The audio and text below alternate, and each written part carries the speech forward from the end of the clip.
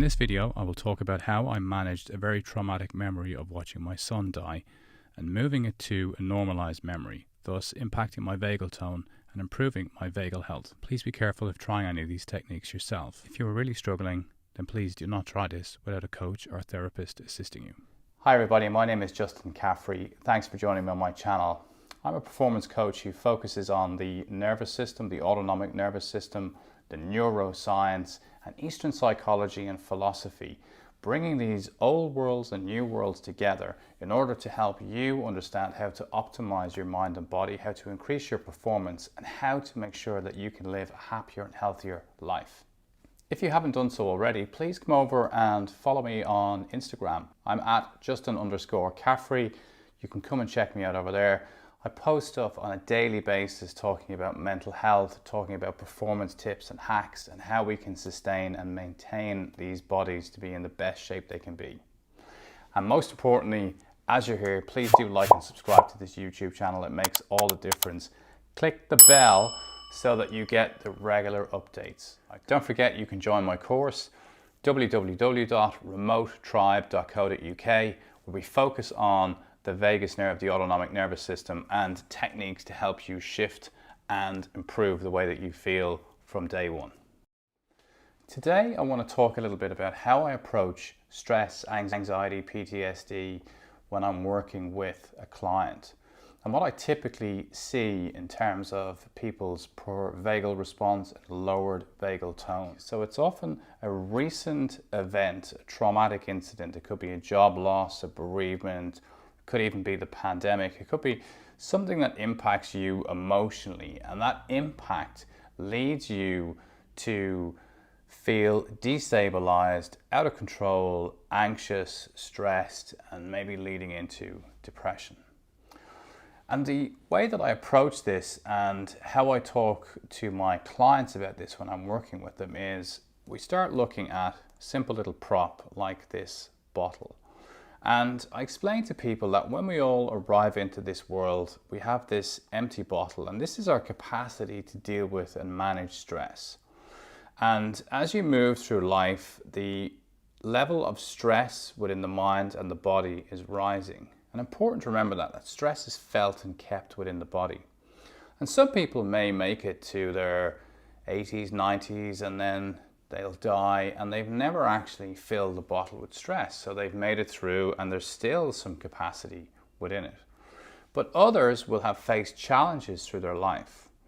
And it's almost like the challenges are like stones that get dropped into the water. And as the stone hits the water, the displacement of liquid means the water level rises quicker.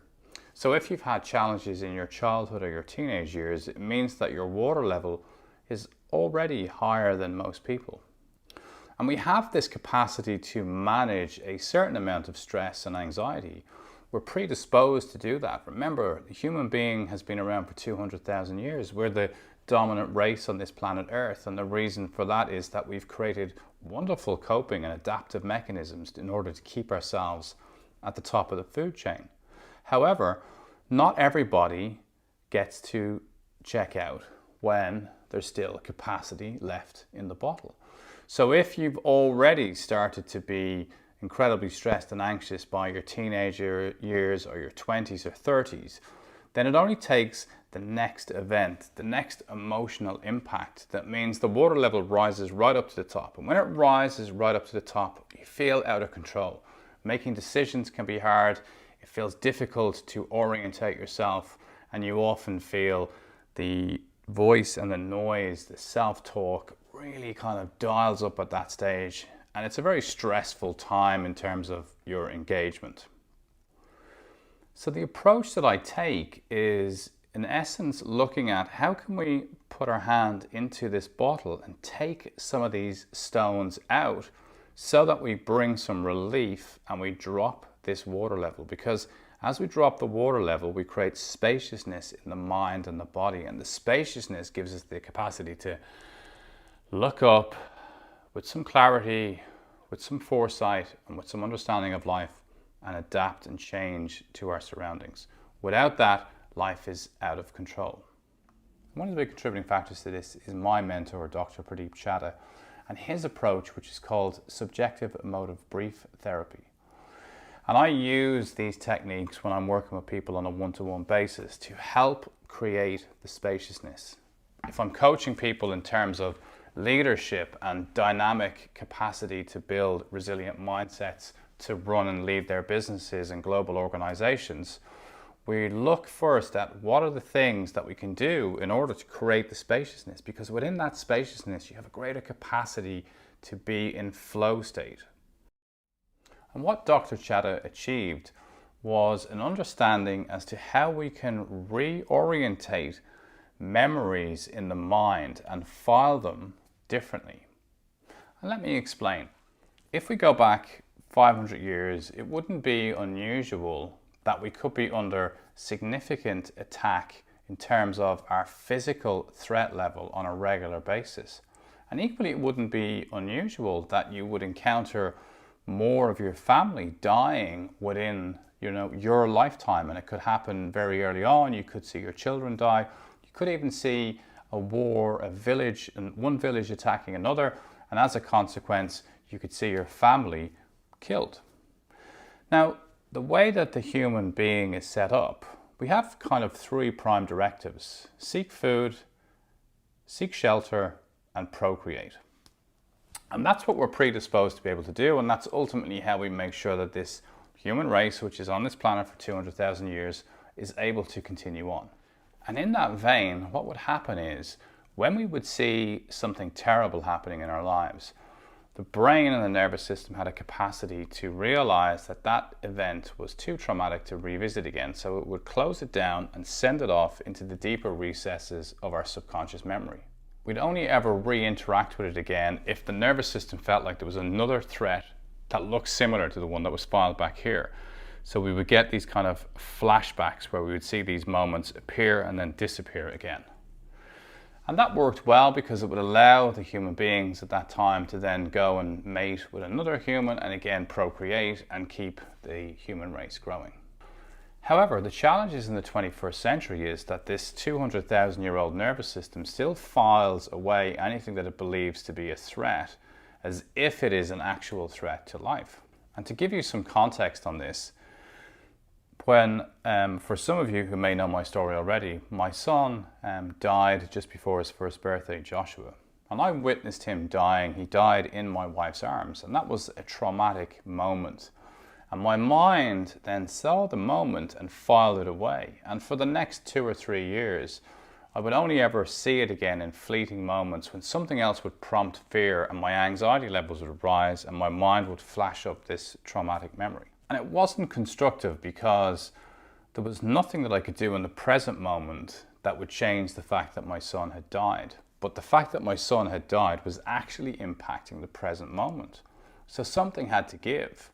Now, before I went into therapy and before I trained myself in this coaching and therapeutic modality, I needed to deal with my own issues.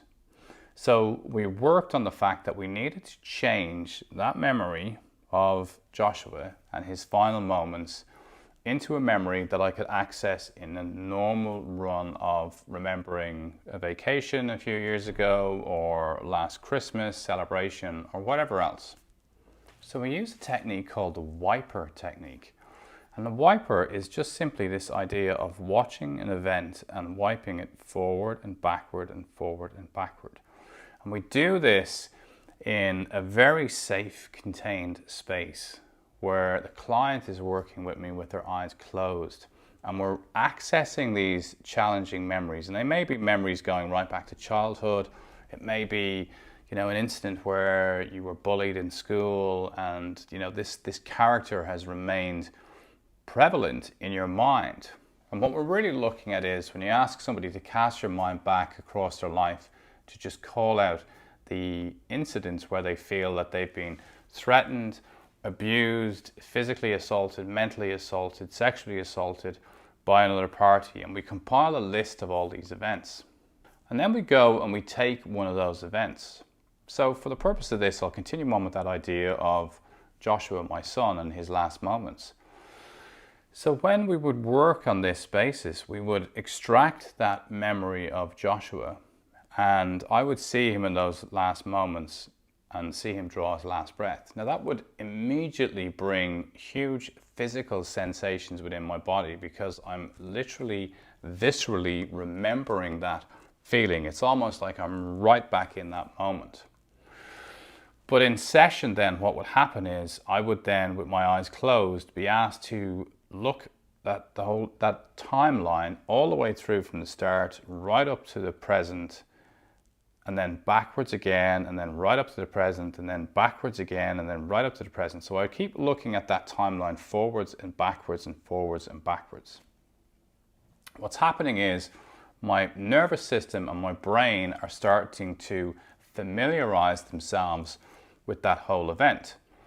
And at various times during this, and this is a lengthy process, it can take 45, 50 minutes to just tackle an event, but it's very productive. And at times we'll do the wiper process, and we might look through it 7 or 8 times, and then we'll stop, and then I'll be asking the person, how do you feel and what do you notice? And they'll speak about how they feel and what they notice.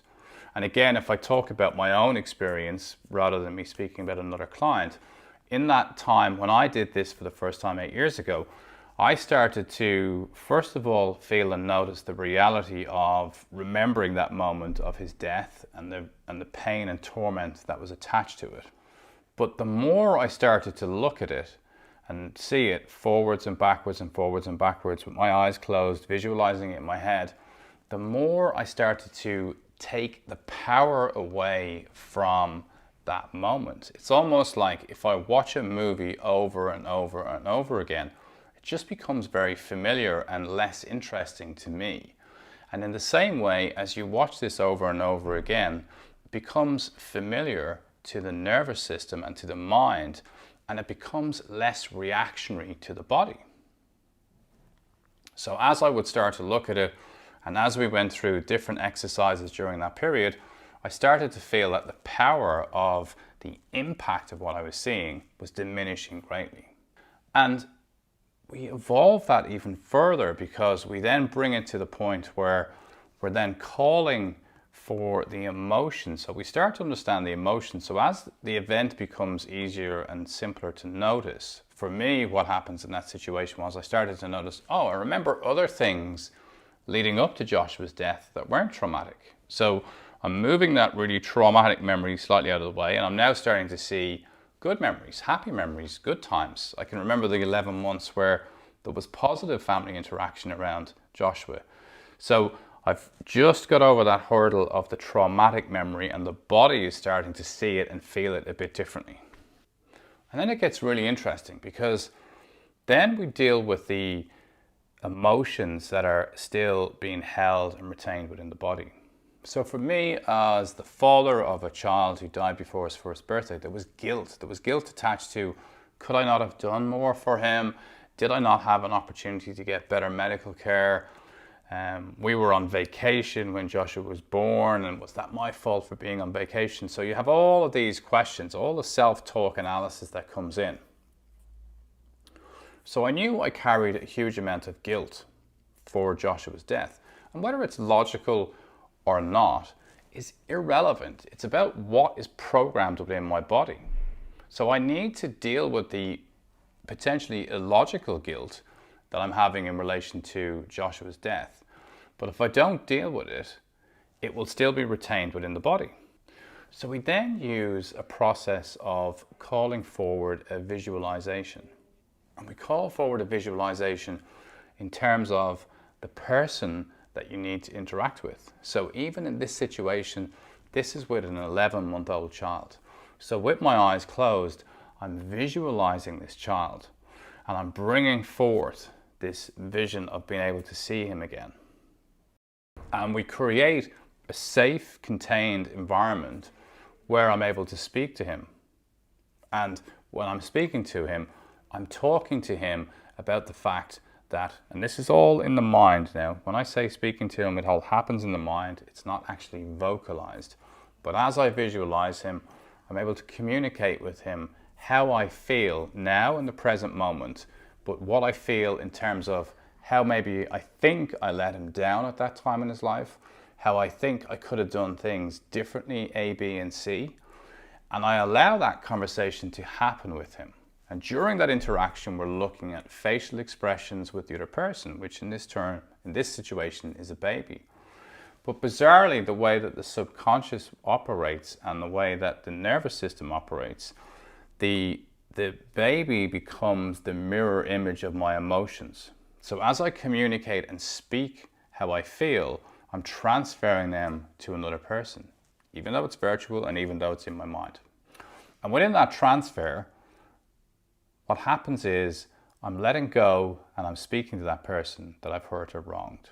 And that can be, when we do this in session, it could be a parent, a grandparent, an uncle, it could be a former boss, a former lover, a former friend, somebody who bullied you in school. So the spectre in terms of who this could be is quite significant.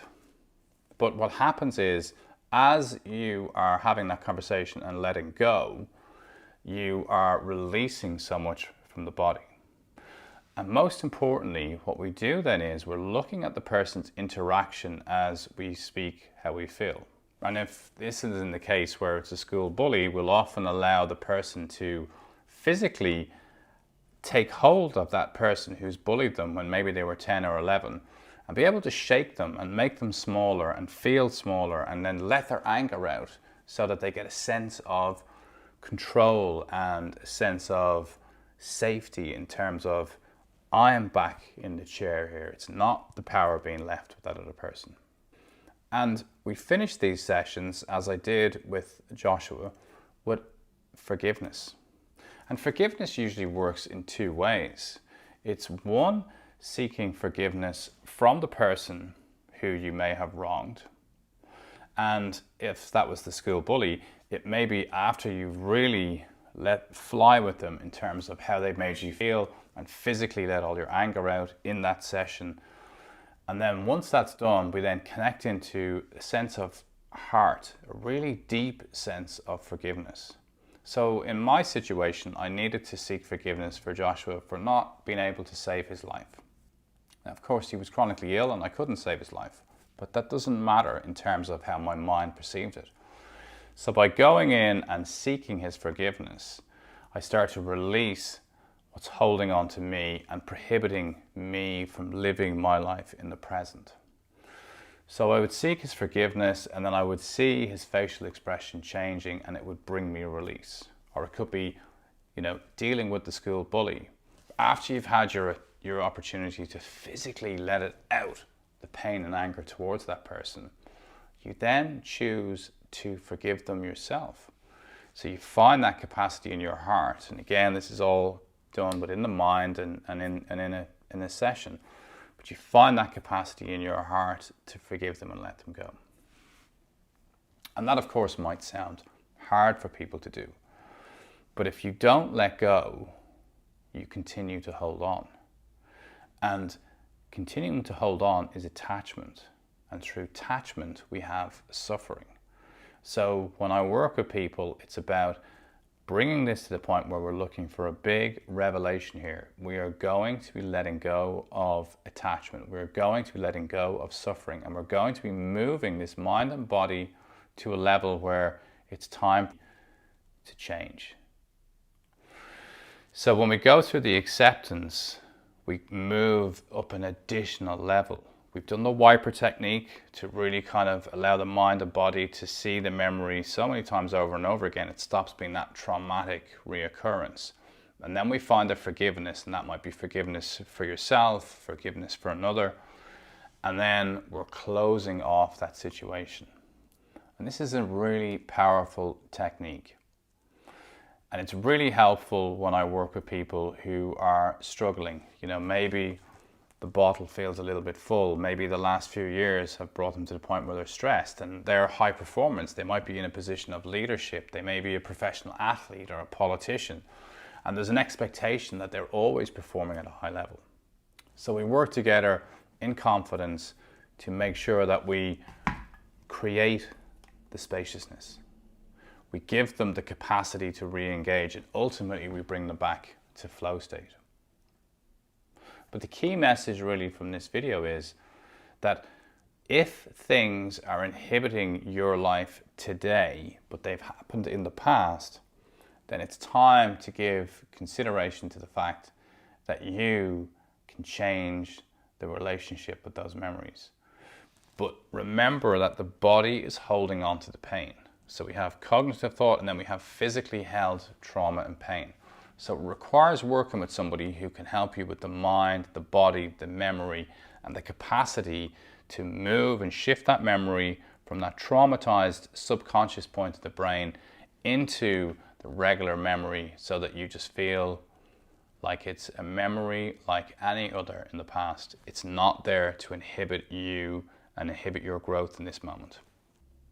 I've staggered this video so that it's a snapshot and you can enjoy it over the next few weeks and get a little bit each week. It's a long talk and I don't want to really hit you with a huge amount of information at one go. So please watch them in sequence, and I hope it's able to help you in some way.